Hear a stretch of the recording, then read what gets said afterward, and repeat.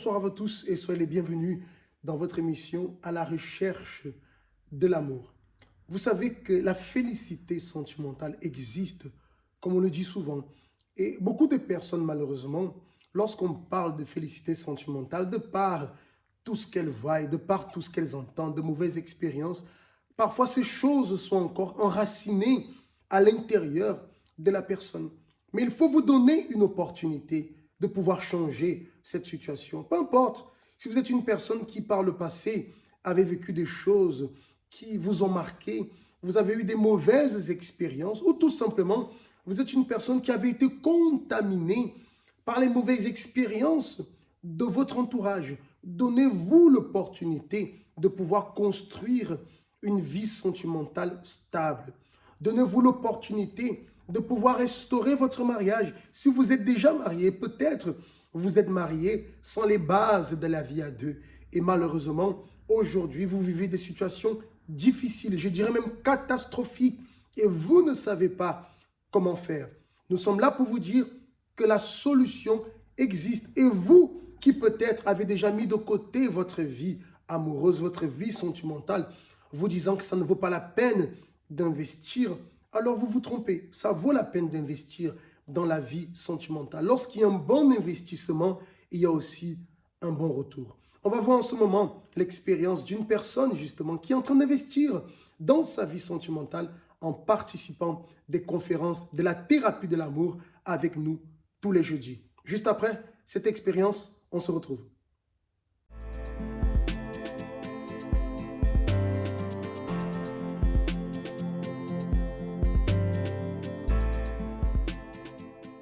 Quand je suis arrivée à la thérapie d'amour, j'arrivais pas à abandonner mon passé dans ma relation que j'ai eue avec quelqu'un où j'étais vraiment attachée. J'arrivais pas à me décider de terminer avec la personne et c'est quand dans une réunion, j'ai mis un point et j'ai dit non, je ne pouvais pas continuer et c'est là que j'ai terminé avec cette personne-là. Mais il n'y avait pas que ça. À l'intérieur, il y avait encore des envies d'aller voir la personne, de recommencer avec la personne. Alors j'ai dit non, j'ai lutté, je venais à la thérapie, où après j'ai appris aussi de écouter par mon cœur, mais oui, la raison. C'est là que j'ai eu me battre et là, je suis un moment en train de me battre encore. Ça m'aide, la thérapie, ça m'aide vraiment en spirituel et aussi dans ma famille.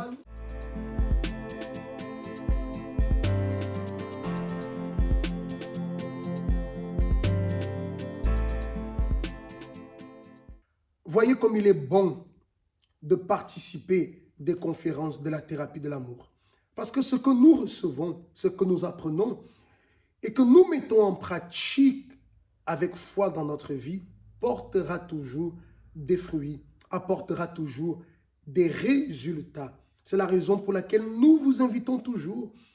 Venez investir dans votre vie sentimentale. Nous allons parler au sujet d'un thème ce soir qui d'ailleurs, ce jeudi, était un peu le thème de cette rencontre de la thérapie de l'amour. Nous avons parlé au sujet de la précipitation.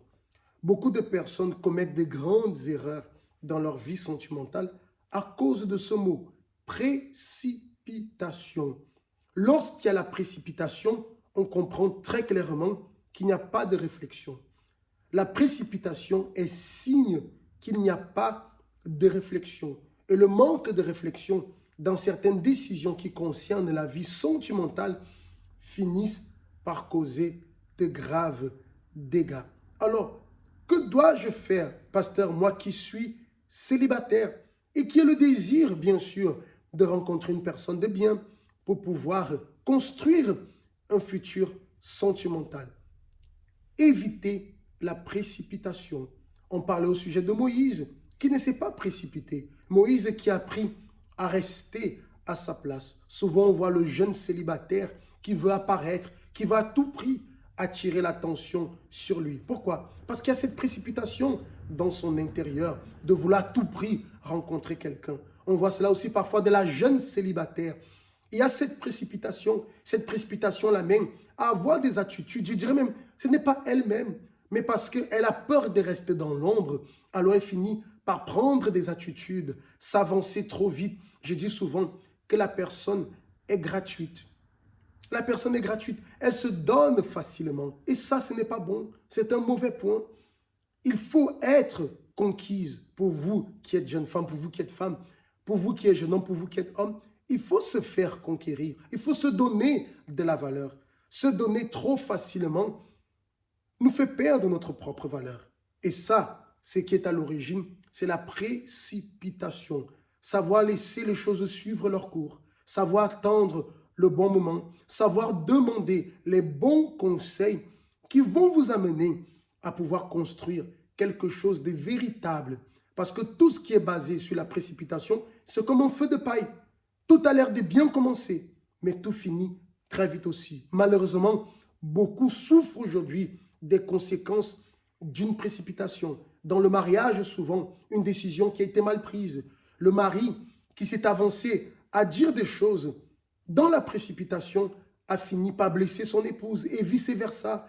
Des décisions qui ont été prises dans le mariage précipitées qui ont fini par causer du tort à la relation. Alors, le mot d'ordre, je dirais, éviter la précipitation. Tout doit être réfléchi. Ça revient à ce qu'on dit souvent. La vie sentimentale, nous devons vivre l'amour intelligent. Et l'amour intelligent demande de la réflexion. S'il y a la précipitation, c'est qu'il n'y a pas la réflexion. S'il y a la précipitation, c'est parce que nous sommes poussés par un sentiment. Alors la précipitation est à bannir dans la relation.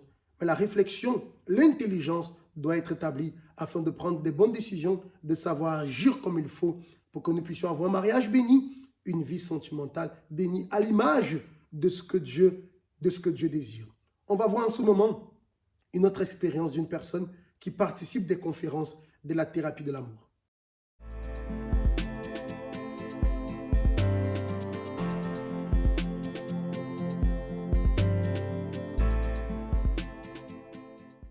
Bonjour, je m'appelle Josette, ça fait 4 ans, je participais à la thérapie de l'amour. Avant, j'avais des échecs dans ma vie sentimentale. Et c'est depuis, pour moi, c'est comme si je suis une personne qui n'a pas de chance. Vu qu'à chaque personne qui vient dans ma vie, tout au début, ça commence bien. Et à la fin, au bout de quelques mois, ça finit mal. Donc parfois, je commence à réfléchir à cela. Et même si une personne passe devant moi, même un bonjour, donc je commence à changer d'attitude. Au fond de moi, c'est pas comme si je ne veux pas personne au fond de moi, mais je montre toujours que je ne veux plus personne. Donc ce qui fait ma vision, c'était juste habiter seule, avoir tout, mais petit, vraiment petit, même ma maison petit, tout vraiment petit, parce que je vais habiter seule. Et j'ai même dit que je préfère un temps adopter un enfant, que ce soit un neveu ou une nièce. À chaque fois, je viens à la thérapie de l'amour le jeudi. J'ai entendu quelque chose, j'ai commencé à mettre en pratique. Donc au fur et à mesure, ma vision, ça commence à changer. Mes attitudes aussi commencent à changer aussi. Même si une personne passe devant moi pour me dire bonjour, donc, voilà. Il n'y a pas de timidité, rien du tout. Aujourd'hui, je pense différemment, vu qu'auparavant, pour moi, tout était maudit. Mais maintenant, grâce à la thérapie de l'amour, tout a changé.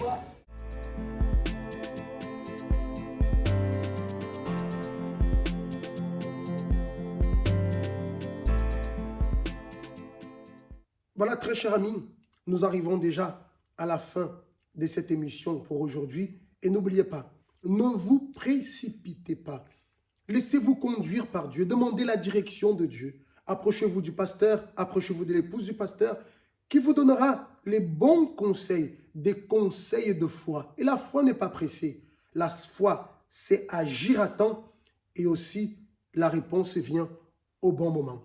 Rendez-vous alors ce jeudi à la conférence de la thérapie de l'amour. Si vous désirez, vous pouvez entrer en contact avec nous à travers notre contact WhatsApp qui est sous le bas de votre écran. Laissez-nous un message écrit ou un message audio. Passez une très bonne soirée et à très bientôt.